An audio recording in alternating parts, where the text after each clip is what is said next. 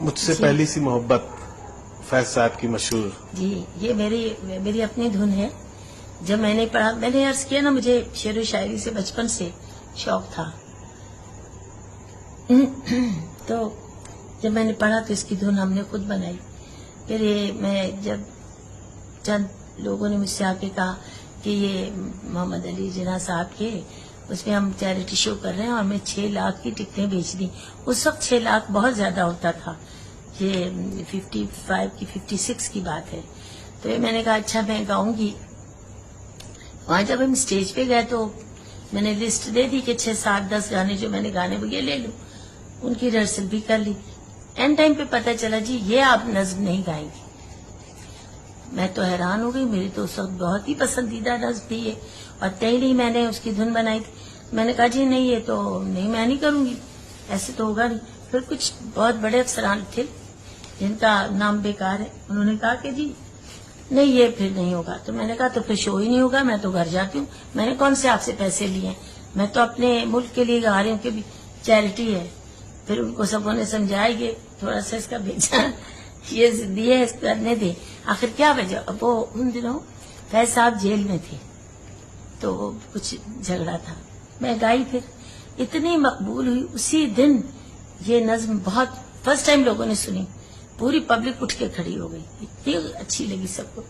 میں چلی گئی گا کے. اس کے بعد 2-3 دن بعد مجھے رات کو 2 بجے کے قریب یا 1 بجے فیض صاحب میرے گھر آئے، اور میں تو قریب سونے والی تھی.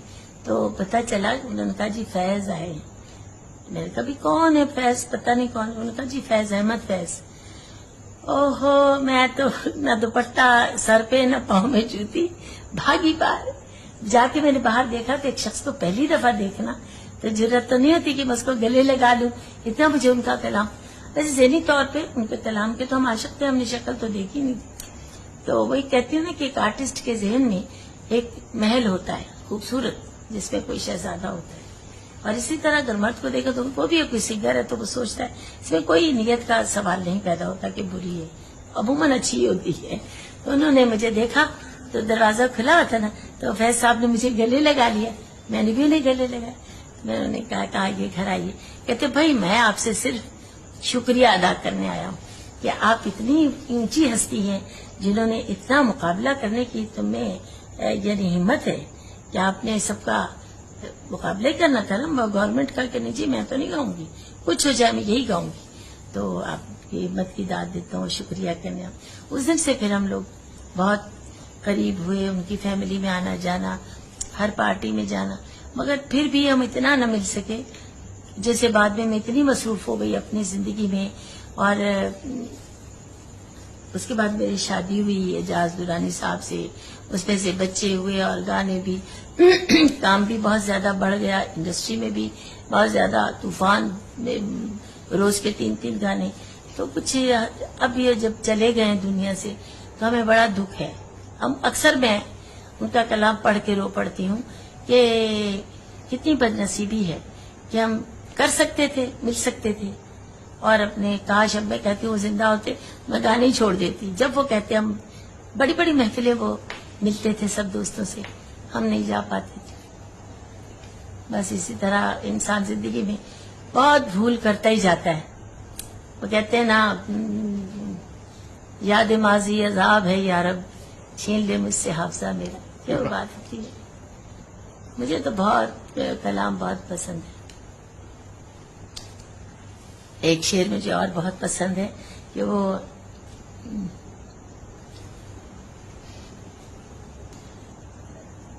پرندہ جسے پرواز سے فرصت ہی نہ تھی. یہ کچھ بے وفا لوگوں کی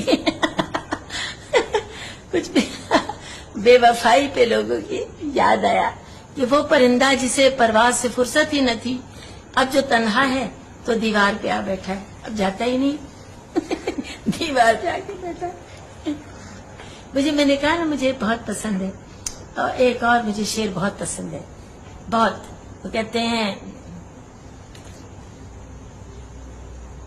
تمہارے نام سے دنیا مجھے پہچان لیتی ہے، واہ. تمہارے نام سے دنیا مجھے پہچان لیتی ہے.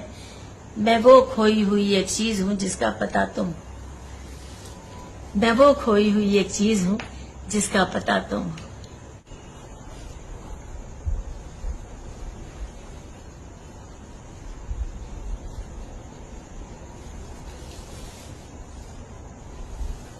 یہ فیض صاحب کی جو نظم تھی وہ آپ کو تو علم ہوگا اس کا کہ لوگ سمجھتے ہیں کہ یہ تو آپ کے نام سے منسلک جی ہاں ہو گئی. انہوں نے. بعض لوگ تو یہ بھی نہیں بات جانتے. کروں میں؟ جی ہاں ضرور. اچھا وہ تھا کہ جب یہ فیض صاحب نے بھی سنی، بار بار سنی، کئی محفلوں میں میں اور اعجاز دونوں ہی جاتے تھے، تو میں نے بتایا نا پہلے کہ ہم کافی پہلے ملتے تھے. پھر اس کے بعد کئی مشاعرے میں فیض صاحب سے کہا گیا کہ آپ وہ نظم سنائیے، تو وہ فرماتے تھے کہ یہ نظم نور جہاں کی ہے، یہ اب انہیں کے نام سے منسوب ہے، اور اب میں نہیں اسے پڑھوں گا، وہی پڑھیں گی، وہی گائیں گی. تو وہ انہوں نے اسے اپنے مشاعروں میں پڑھنا چھوڑ دیا تھا. کہتے تھے نہیں نور جہاں اب پڑھیں گی اس کو. بہت چاہتے تھے، بہت اچھے لوگ تھے. آپ نے آپ نے جو قصہ سنا کہ آپ نے مقابلہ کیا کچھ لوگوں کے ساتھ اس نظم کے پڑھنے کے لیے، جی ہاں. اور کبھی آپ کو کوئی مقابلے کرنا پڑے کسی نہیں، اللہ کا بڑا کرم ہے مجھے زندگی میں، تو جی اب تک مقابلے ہی چل رہے ہیں. کوئی لوگ بھی ایسے جو دیکھے اچھے لوگوں کی کوئی کمی نہیں. ایسے بھی میں تو یہ سمجھتی ہوں کہ مجھے کوئی برا ملا ہی نہیں، کیونکہ میں کسی کے ساتھ بری نہیں.